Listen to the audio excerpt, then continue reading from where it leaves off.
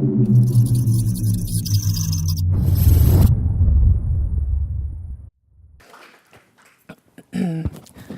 everyone.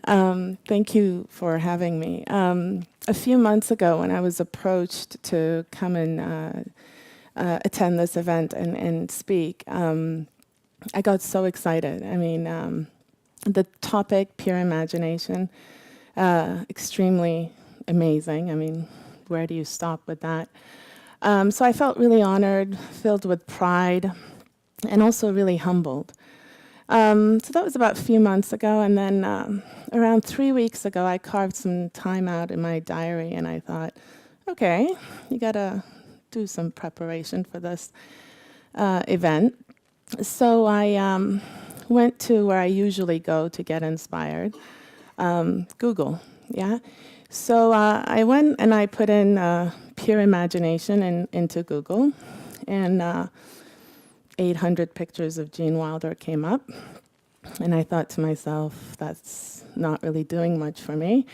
So I refined my search, and I took the word pure out, and I just put imagination. And this is what came up on Google Images. There's a lot of pictures of kids and unicorns, which I couldn't understand, but predominantly it was pictures of people's heads with some random but pretty art coming out of it, yeah? Again, wasn't doing much, so I said, I'm gonna go the old-fashioned way. I'm gonna take a blank piece of paper, I'm gonna put pure imagination in the middle, and see what my own Google is going to be able to come up with. And, you know, the first thing, obviously, creativity at its max, right? That's what pure imagination is. Then I thought, yeah, artists, they have pure imagination for sure. It's got to be new, so you can't regurgitate old stuff if you want to have pure imagination. And then I thought innovation, for sure. People who innovate must have pure imagination. And then immediately, of course, I thought of Steve Jobs. And then I thought, well, you know, we can't forget this guy, Wozniak. He must have had some real imagination creating the software. And then I thought, well, all inventors really have pure imagination. Then I thought, that's pretty much the faculty from what I remember in school, right brain thinking. That's where it all probably stems from. And then I started to look up towards the ceiling for more inspiration from the powers above. I glanced over a print of Picasso in my room, and I thought, yeah, he for sure had pure imagination. And then as I'm looking into the ceiling, I went into space, and I thought, the universe, for sure, right? Pure imagination. And then I thought of my buddy Einstein. He must have definitely tapped into that. And that's left brain thinking, right? So that came out. And at this moment, I started to feel a little bit anxious because I've covered the arts, I've covered the sciences, I've covered the left brain, I've covered the right brain. The entire universe falls under this topic. It's not really helping me narrow down, and I'm not getting any much more closer to getting a connection to this topic.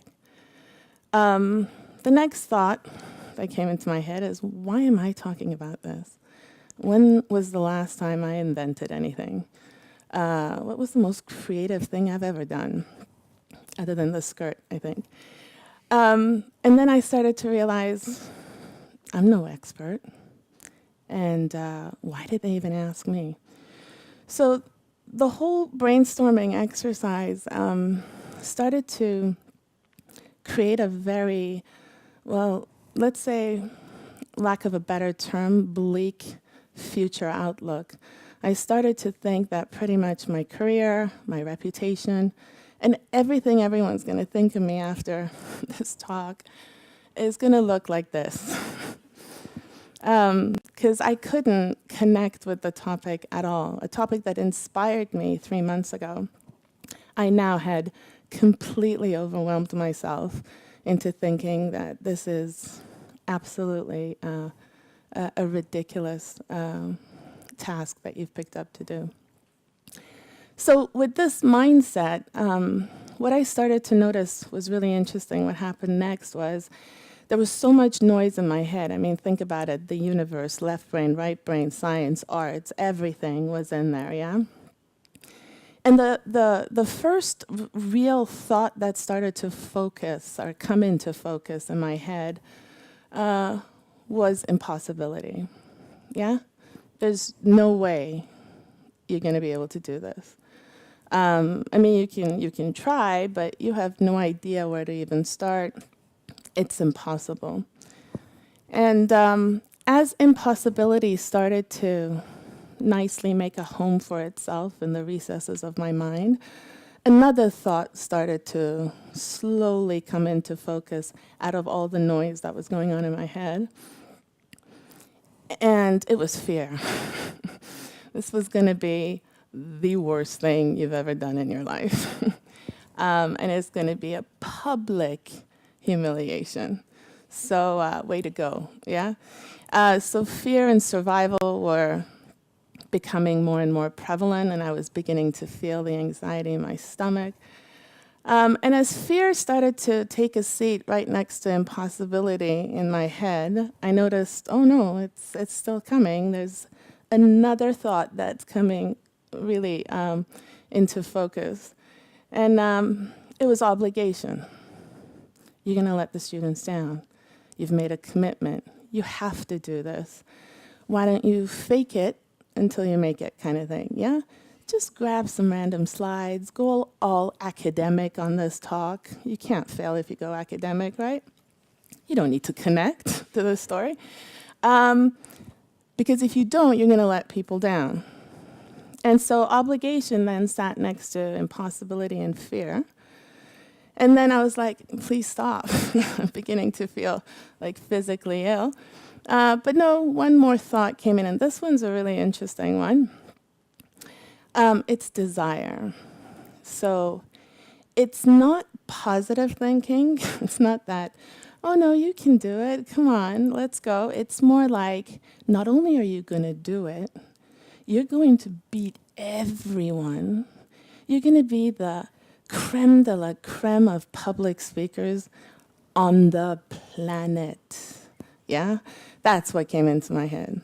So in complete desire mode that I'm going to basically become the most famous public speaker on the planet as a result of this. When this one came into focus and sat nicely next to the rest of them, I realized that if I don't get out of the house and go for a walk, I'm going to make some sort of decision based on what's going on in my head that I'm going to regret. And so that's what I did. I left the house and I started to go for a walk. And what I was trying to do is every thought that was coming into my head, I was just trying to accept it and let it go. And in order to do that, I was actually focusing my attention on like the leaf or the person's outfit walking by so that I wouldn't be thinking. And after 10 minutes of doing that, finally I felt a silence in my head. And I just walked in silence for about 5 minutes, trying to continue to maintain focus on everything that was going on around me so that the thoughts wouldn't come back in. And at that point, I did what I promised you I don't do normally, which is I started to speak to myself out loud on the street.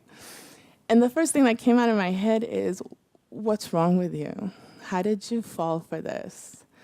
You're a student of psychology. You've studied the greats like K. Bradford Brown and Sydney Banks, and in your profession, you're organizational psychologist. You work for all the, with all the great consultancies. You know what it's like when you give too much weight to your thoughts, because then it changes your behavior. You do this for a living. How did you fall for this? And what I was referring to is, how did I fall for this overwhelming power that the conversation, which I call mind talk, the conversation that happens in your head, you give it so much weight, when in actuality, it might not even be true.